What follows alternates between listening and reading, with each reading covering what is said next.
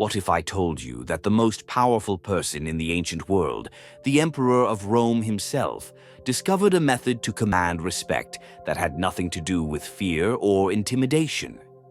Marcus Aurelius, ruling over the most powerful empire on earth, found that true respect comes not from forcing others to bow down, but from an internal strength so powerful that challenges naturally fall away. By the end of this video, you'll understand how to build an unshakable presence that naturally commands respect in any room you enter. Most people think respect comes from power, wealth, or status, but Marcus Aurelius knew better.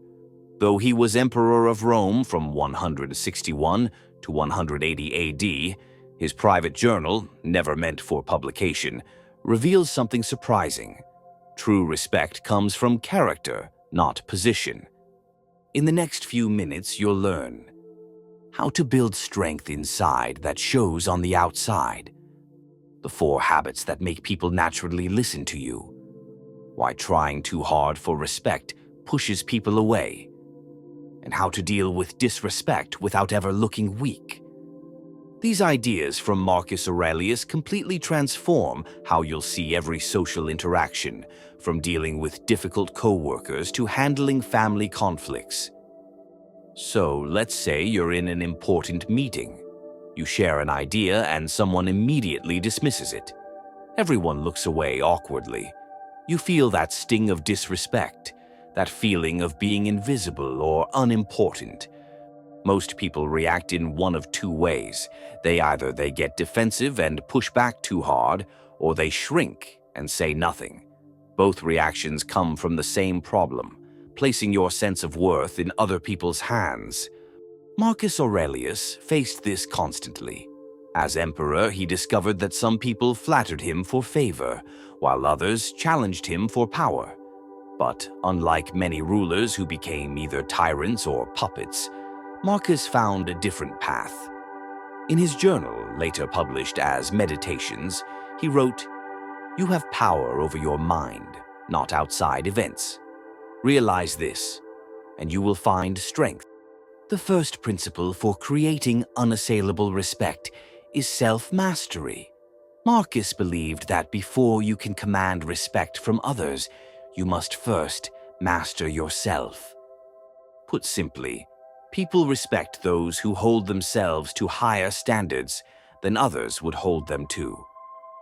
Consider leaders you naturally respect. They don't lose their temper easily. They don't blame others. They take responsibility. Marcus wrote, "The first rule is to keep an untroubled spirit. The second is to look things in the face and know them for what they are." This applies directly to modern life. When you maintain composure during conflict, speak with precision, and act with consistency, people notice. They sense your self-control and naturally defer to it. Remember, you can't control others' respect, but you can control your respectability. The second principle is the power of measured speech. Marcus observed that those who constantly seek attention through words rarely receive genuine respect. He wrote, "Be silent for the most part, or if you speak, say only what is necessary and in few words." Think about people who command real respect. They don't speak over others, they don't ramble, so when they finally speak, everyone leans in to listen. Steve Jobs used this principle masterfully. In meetings, he would often remain silent, allowing others to talk themselves out. When he finally spoke, his words carried immense weight. You can practice this today. In your next conversation, pause before responding. Ask yourself if what you're about to say improves upon silence. Quality over quantity creates an aura of authority. Remember, the respect of your words grows in proportion to their scarcity. The third principle is to act from deep principles rather than surface reactions. Marcus wrote, "If it is not right, do not do it. If it is not true, do not say it." Most people react to situations based on immediate emotions or gains. Someone disrespects them, they disrespect back. Someone flatters them. They compromise their standards. Marcus took a different approach. He made decisions based on core principles regardless of circumstances. This consistency creates a predictable stability that others come to respect and even depend on. I once knew a manager who refused to criticize employees behind their backs, even when pressured by his bosses. This principle-based approach eventually earned him such deep respect that his entire team would follow him anywhere. Remember, reactions are temporary, principles are permanent. Build your respect on the latter. The fourth principle is perhaps the most counterintuitive. To receive the highest respect, you must freely give respect to all. Marcus wrote, "Treat with respect the power you have to form an opinion. By it alone can you prevent your opinion from being an intrusion on another's right to form their own." Unlike many rulers who demanded different levels of deference based on status, Marcus treated slaves and senators with the same fundamental dignity. This didn't diminish his authority, it magnified it. This applies perfectly to modern leadership. When you genuinely listen to the intern with the same attention as the CEO, people notice. When you remember names and show genuine interest in those with no power to help you, your authenticity becomes undeniable. Remember, true respect isn't a hierarchy, it's a circle. What you genuinely give returns to you multiplied. But wait, I know what you're thinking. Doesn't this approach make you vulnerable? Won't people take advantage of you if you're not constantly asserting dominance? What comes next might surprise you. Now I want to challenge you with the Aurelius respect test. For the next 7 days, implement these 4 principles without telling anyone what you're doing. Before applying Marcus's philosophy, many of us try to manufacture respect in ways that actually undermine it.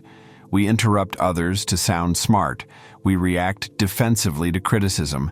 We change our standards based on who we're with.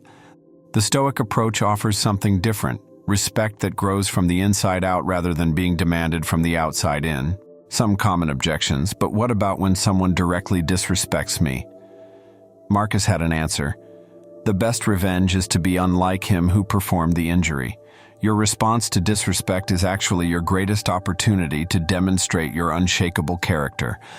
Another objection, won't I seem weak if I don't stand up for myself? Marcus would say the opposite is true. You're a free agent when you can choose not to react. True strength isn't in forced reactions, but in chosen responses. Here's your immediate action.